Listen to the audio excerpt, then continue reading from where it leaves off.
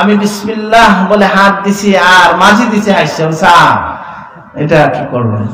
চশমা পড়ছে আপনি হাত দেন, চশমা কি থাকার কথা না চোখ নিচে যাবে? বলছে সাহেব সে হাসি দিছে, কি অবস্থা, এটাও বুঝলেন না যে এটা পাওয়া যাবে না। এখন কারামত সরাসরি যেটা দেখলাম এটা একটু বলে ফেলি।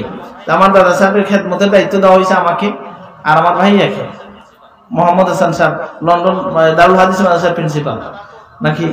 আর আমরা দুই ভাই ছোট ছিলাম, তো আমার দাদা তো কিছু তামসাও কিছু খেদমত সব কিছু হচ্ছে, একজন পায়ে হাতে একজন মায়া মাথায়, বুঝেন নাই? একটু এটা বাতিটা দড়ি, বিদ্যুৎ ছিল না তখন, মানে কারেন্ট যায় নাই ফুলতলিতে, উনি কিতাব পড়তেছেন। আর কোন একটা কারণে গোড়ের ওই পাশে যাওয়া লাগলো, দুইটা গোড়ের মাঝে দিয়া, যেটাকে আমাদের এলাকায় হাড়া বলে, মানে দুই গোড়ের মাঝখানে একটু জায়গা থাকে না, আচ্ছা দেউড়ি বলে আপনারা শুদ্ধ ভাষায়, যাই হোক সেখান দিয়ে যাওয়া। তো ওইটা খুব ময়লা জায়গা ছিল, খুব ময়লা জায়গা, ওখানে কাঁচ ফেলতো লোকজন, কাঁচ ময়লা ইত্যাদি ফেলা একটা জায়গা। তো আমরা তিনজন মিলে যাবো ওখানে। তো দাদা সাহেব যখন এদিকে রওনা দিয়েছেন তখন আমার ভাইয়া বলছেন চাচা আমি এটা আনি, বাতিটা নিয়ে আসি।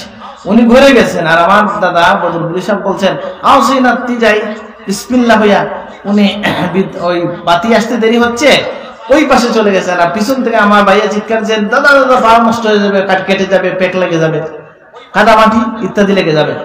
উনি ওই পাশে গিয়ে বলেন দেখো তো নাতি পায়ে কিছু লাগছে নি, দেখো যাই, বুঝলেন নাই? আমরা দুইজন মিলে পাটা খুঁজতে শুরু করলাম, কিছু না কিছু লাগছে না, কিচ্ছু বলে না, দেখো তোমার পায়ে লাগছে না, জিনা লাগে না। বলে কেন লাগলো না বুঝছো নি? আমার নাম জিনা। বলে আসো ঘরে গিয়ে বলবো, বুঝলেন নাই? ঘরে নিয়ে গেছে, গিয়ে বলছেন শুনো আমি এমন একটা কিছু পড়ছি, এখন আপনারাও শোনেন, শুনতে মন চায় কিনা? কি পড়লেন? আর যেটার কারণে পায়ে যেখানে কাদা লাগার কথা, কাছে কেটে যাওয়ার কথা, কাঁটা লাগার কথা, কিছু না লেগে পার পেয়ে গেলেন কি দিয়া? বলে শুনো আমি যখন এখানে পা রাখছি বিসমিল্লাহ বলছি, সুবহানাল্লাহ। এটা তো স্পিচে জানা আছে নি সবার? বিষয় কি যে আমরা এইভাবে যাচাই করি না নিজেকে, কখনো আল্লাহর নামে কখনো নিজেকে যাচাই করে নিবেন, আল্লাহর উপর ভরসা রেখে বিসমিল্লাহ তাওয়াক্কালতু আলাল্লাহ বলে পানিতে পা রাখবেন, যদি আল্লাহর ইচ্ছা হয় পা ডুববে না।